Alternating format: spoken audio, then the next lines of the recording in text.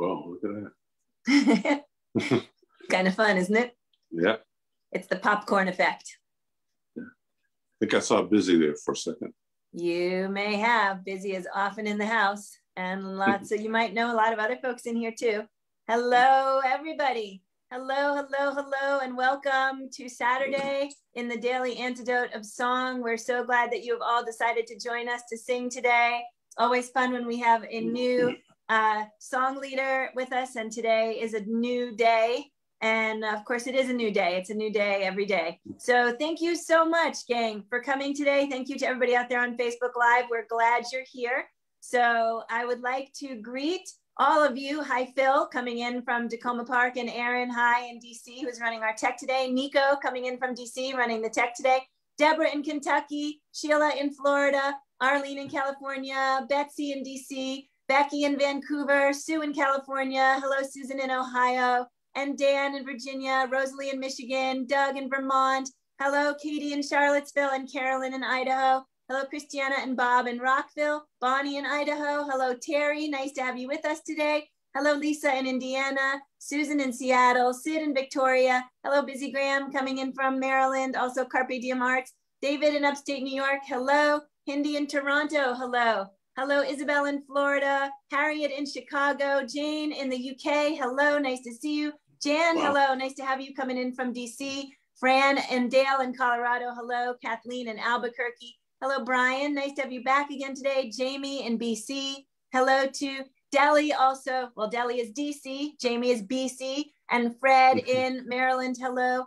Anne in Maryland, Luda in Victoria, Anna in Maryland, Sarah in Texas, Annette in California, Trish in Victoria, Tom in Victoria, and folks off video, but joining us today. Oh, hello to person driving a car or somebody. Nice to see you, and thank you for not looking down while you're driving. I love it. Greg Lewis, hello. Thank you for being here, coming in from Washington, D.C. and Washington Rebels. Hello to all the other folks in the room off video, Gary and Jerry and Kevin and Dennis, and a whole host of other folks, Lynn and Sarah and Gwyn, and I'm sorry if I missed you. Cricket, hello, I just saw you. And actually a whole bunch of other people popping in the room as we speak. Hello to all 62 of you, 63 of you, and happy Saturday. So welcome officially to the Daily Antidote of Song. As you all know, we're somewhere around day 325-ish as we approach our year anniversary. To anybody who's new to us, we sing every day at noon, one song. We get together, sing along, have a little discussion, get to smile at each other and wave. Let's start that actually now. Everybody please wave to everybody. Hello, everybody. Love it. That's a lot of good faces. Thank you for all the bright smiles. So today's amazing artist who is joining us is coming in from Tacoma Park, Maryland. And the lyrics to his song will be in the chat, as well as my email in the chat in case you want to be in touch or get on our daily list. And I do want to thank Aaron and Nico for running the tech. And I also want to remind everybody up front that tomorrow we are celebrating Issei Barnwell's 75th birthday in here with an exciting little run of events. And so please join tomorrow and help us celebrate Issei. Issei's been with us in this room since the very first week that we opened back in early April. All right, Phil Wiggins is like so no stranger to the folk music scene. And first I met Phil when he was the, let's see, Phil Wiggins and duo. Well, I've just forgotten the other name. You were originally in Cephas and Wiggins. Yeah. Cephas and Wiggins. Yep. And that was an amazing, fun blues duo. And Phil is now a lot of blues on his own, a musician, a teacher, I think a music director, and also a winner of a National Endowment for the Arts National Heritage Fellows Award, which I think was around 2017-ish. And then this year, actually, just a couple months ago, winner of Maryland, the state of Maryland's similar award, Heritage Fellows Award. So yeah, Phil, we're so happy to have you. Will you tell us anything more about us, about yourself before you start the song? I think you covered it pretty well. Perfect. Yeah, I think I'll just do the song if that's okay. Sounds great. So, all right. So the song is called Love Always. And so I'll sing the chorus, I hope. So it goes like this. Love is always in in arm's reach. Help is always in earshot of your cry. Redemption is always in walking distance, and the truth is always right in front of your eyes. One more time. Love is always in arm's reach. Help is always in earshot of your cry. Redemption is always in walking distance, and the truth is always right in front of your eyes. You got it? Want to do it one more time? Yeah, one more time. Okay. Love is always in arm's reach. Help is always in earshot of your cry. Redemption is always in walking distance, and the truth is always right in front of your eyes. Well, on their way to work, some hide their eyes behind the daily news. Some of them keep their ears glued to the phone. These are some of the tools that the big they use to help us all feel scared and all alone. But love is always in arm's reach. Help is always in earshot of your cry. Redemption is always in walking distance, and the truth is always right in front of your eyes. Well, they say that the right are right, and these are saved, and those are going to hell. They say that it's swift and sure, and beyond a shadow of doubt. Well, I'm only human, and that's not my job. In any way I can't tell. So I will love them all and let God sort them out. I said I will love them all and let God sort them out. Love is always in arm's reach. Help is always in earshot of your cry. Redemption is always in walking distance, and the truth is always right in front of your eyes. Well, do you roam and search like some wild thing that's governed by the moon? Are you wandering in the dark and all alone? Well, go ahead and howl, and I'll hear you sing, and I'll be there so soon, and I will take you in my arms and bring you home. Love is always in arm's reach. Help is always in earshot of your cry. Redemption is always in walking distance, and the truth is always right in front of your eyes. One more time. Love is always in arm's reach. Help is always in earshot of your cry. Redemption is always in walking distance, and the truth is always right in front of your eyes. And that's my song. All right. And that's your song. That's a great song. Thank you so much for sharing that with us. All right. Thank you. Can you tell us a little bit about the song? Well, let's see. It's been a while since I made the song. Oh, okay. So it's coming back to me.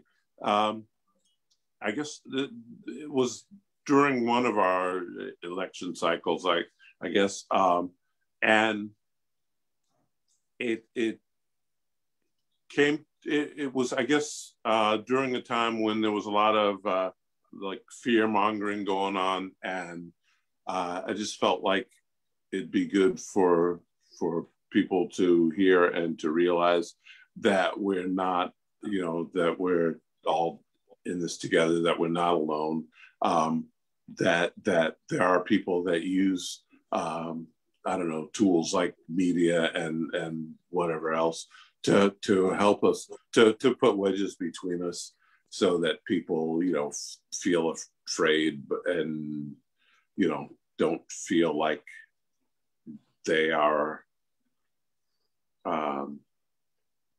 that people are together, that people have each other's back, that people are taking care of each other. I guess that's about it. That's great. So did you say it was a while ago that you wrote it? Yeah.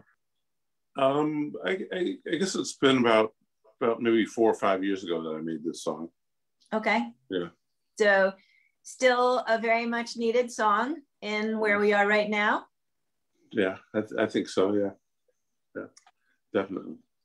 So are you finding that the path that you take as a musician oftentimes overlaps sort of the notion of advocating for social justice or being an activist? Does that happen naturally?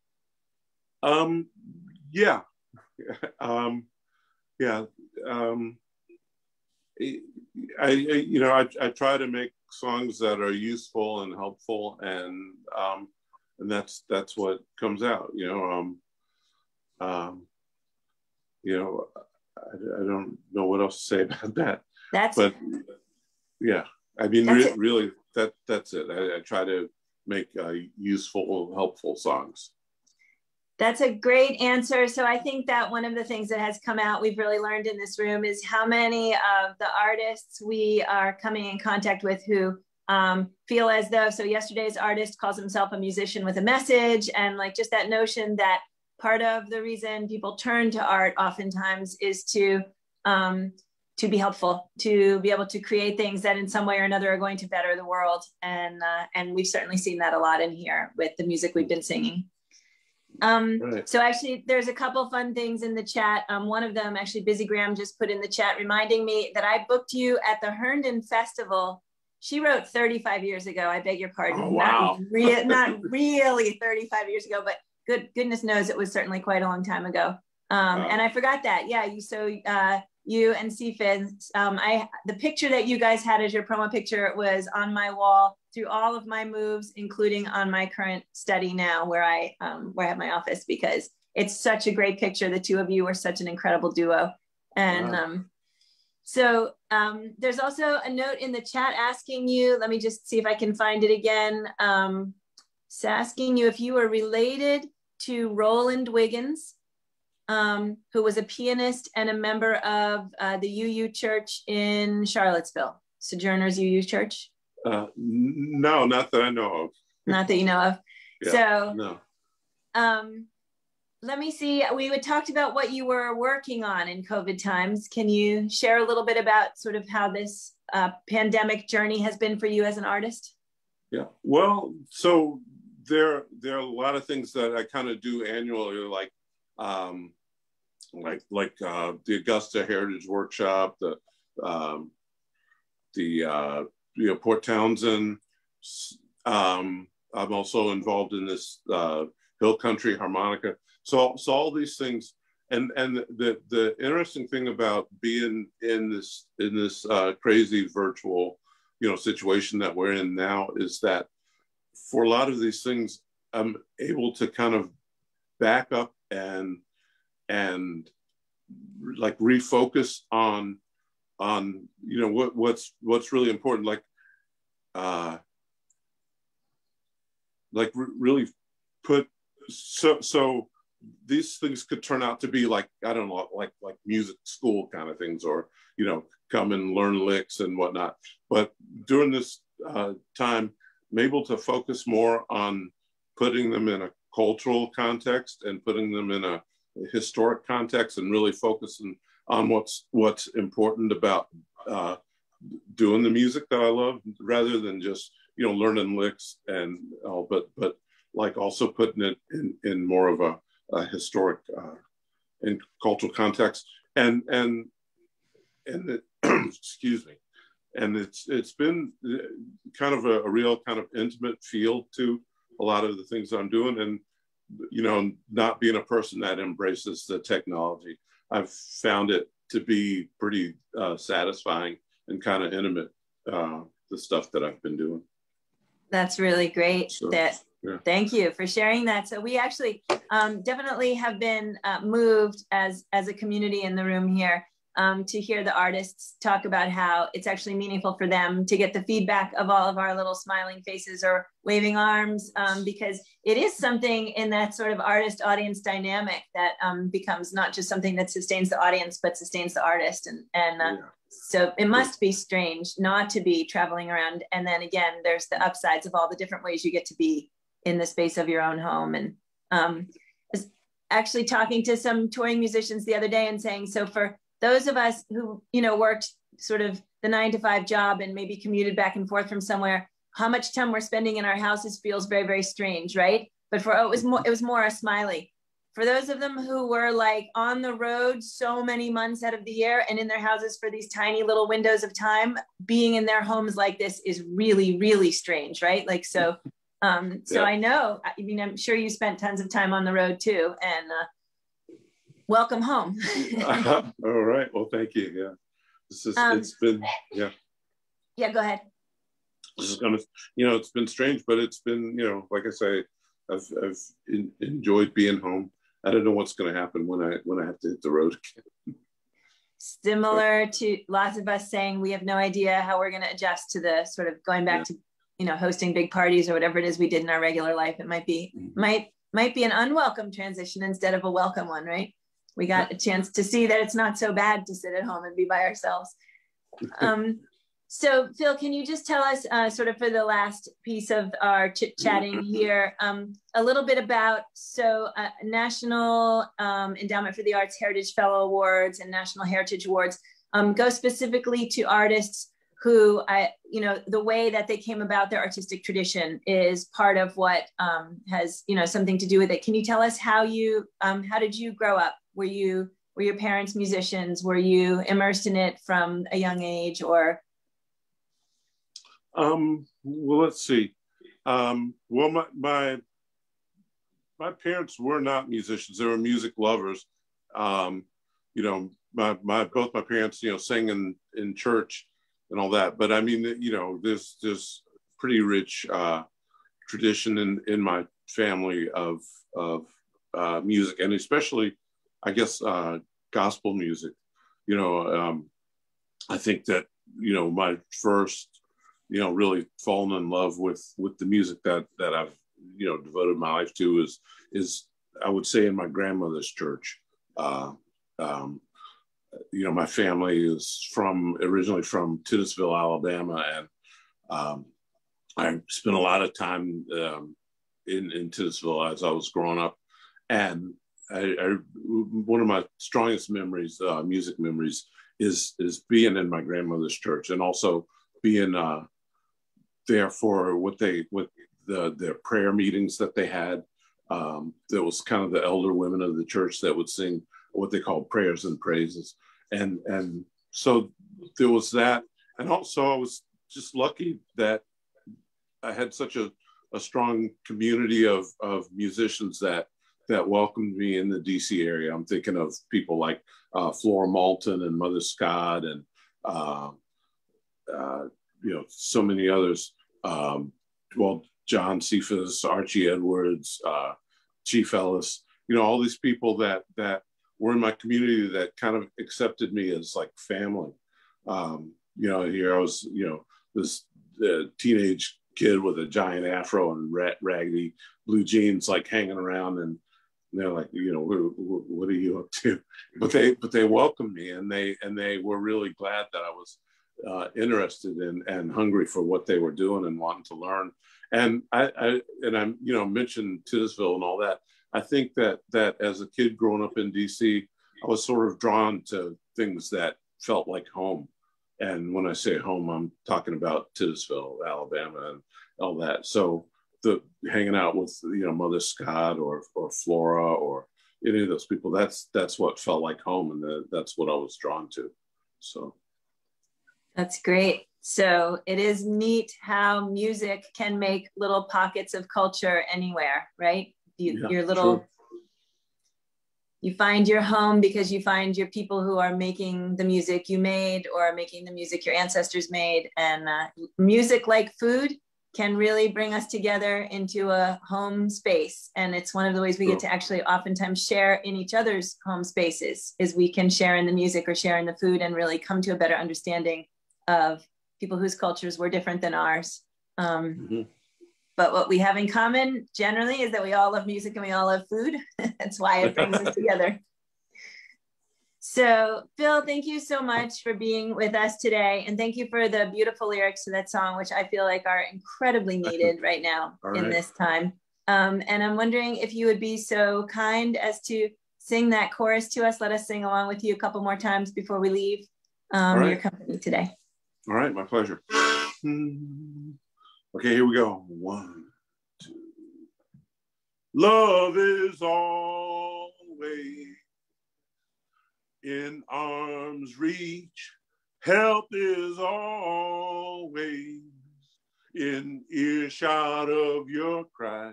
Redemption is always in walking distance. And the truth is always right in front of your eyes. Love is always in arm's reach. Help is always in earshot of your cry. Excuse me. Redemption is always in walking distance. And the truth is always right in front of your eyes. One more time. Love is always in arm's reach. Help is always in earshot of your cry. Redemption is always in walking distance. And the truth is always right in front of your eyes. All right. Thank you. Thank you so much, Phil. So we've got some requests that came up out of the room, whether or not you give us a few minutes, not a few minutes, just a little bit of the harmonica. But if you're too tired and you want to decline, we'll just ask you to come another time. Oh, no, I'll...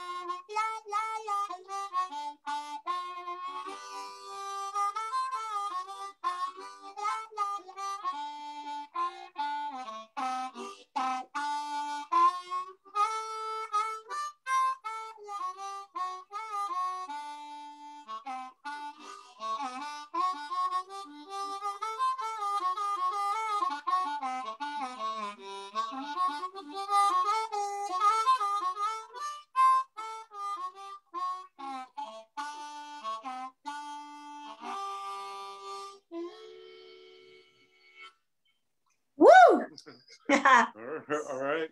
Thank you so much, Phil. That was a great way to end the day. We're so appreciative of your time and of your spending so much chat time and so much singing time with us. Boy, I don't know about the folks in the room who had harmonicas growing up, but you remember how awful they sounded when you played them? Because I remember how awful they sounded when I did. All right. Yeah. Thanks again, Phil. We're going to wave goodbye to you. I'm going to say goodbye to all the folks on Facebook Live. Thanks for being with us today. Please join us tomorrow for Issei Barnwell.